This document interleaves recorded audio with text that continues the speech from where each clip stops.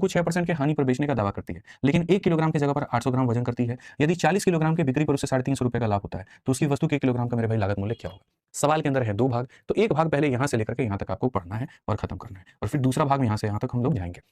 ठीक है? तो अनुजा पहले क्या करती है? 6% का हानि। इसने क्या-क्या दावा किया कि हम 6% की हानि पे देंगे और साथ में 1 किलो की जगह पर 800 ग्राम देंगे। इन्हीं 2 बातों का समावेश निकाल करके आप सवाल को बनाइए। तो जब आप यहाँ पर देखें तो आप यहाँ पर क्या कहेंगे? सीपी कहेंगे, और आप यहाँ पर मेरे भाई क्या कहेंगे? तो एसपी कहेंगे।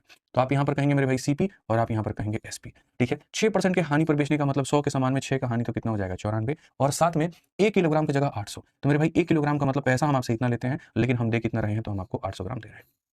ठीक है? अब यहाँ से सबसे पहले इसको निकालिए कि इसका सीपी और एसपी का रेशियो क्या है। तो अगर हम सीपी और एसपी का रेशियो निकालते हैं, तो हम बहुत तरीके से मेरे भाई सारी बातों को समझेंगे। यहाँ पर आप जो है 2 ज़ीरो से सिर्फ 2 ज़ीरो को ही आप काट पाएँगे। इसके 1 ज़ीरो से इसके 1 ज़ीरो को काटिए। 2 से काटेंगे तो 40 बार में, और 2 से काटेंगे तो 47 बार में। तो आप कहेंगे सर ₹40 के सामान को हमने 47 में बेचा है। फ़ायदा कितने का? तो 7 यूनिट का। फ़ायदा कितने का? तो 60 यूनिट का। अब इस क्वेश्चन में कहा गया कि तुमने फ़ायदा कमाया है, और यहाँ पर कहा कि 40 किलोग्राम की बिक्री पर तुम्हें ₹350 का लाभ होता है।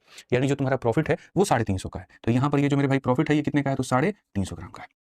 ठीक है? तो ये प्रॉफिट की वैल्यू 350 है। तो मेरे भाई यहाँ पर 1 यूनिट का मान कितना होगा? 50 होगा। और अगर 1 यूनिट का मान 50 होगा, तो हमने मेरे भाई टोटल सामान कितने का खरीदा है? तो 40 यूनिट का खरीदा है। तो यहाँ पर ये मेरा हो जाएगा सीपी। ये मेरा क्या हो जाएगा? Total CP. मैंने सामान कितना खरीदा? तो मेरे भाई यहाँ पर इतने का खरीदा है। ठीक है? अब ये हमारा पूरा-पूरा इतने का मैंने सामान खरीदा, लेकिन इतने में हमने कितना किलोग्राम खरीदा है? तो 40 किलोग्राम, और क्वेश्चन में कहा गया 1 किलोग्राम का मेरे भाई बताओ वैल्यू क्या होगा? तो अगर ये 40 किलोग्राम की वैल्यू है और मेरे भाई 1 किलोग्राम की वैल्यू निकालनी है, तो डिवाइड बाय कितना करोगे? 40 करोगे। तो इससे तुम्हारा क्या हो जाएगा? इससे मेरे भाई यहाँ पर 1 किलो का क्या निकल कर के आएगा? 1 किलो का सीपी निकल कर के आ जाएगा। और 1 किलो का सामान कितने का पड़ेगा? तो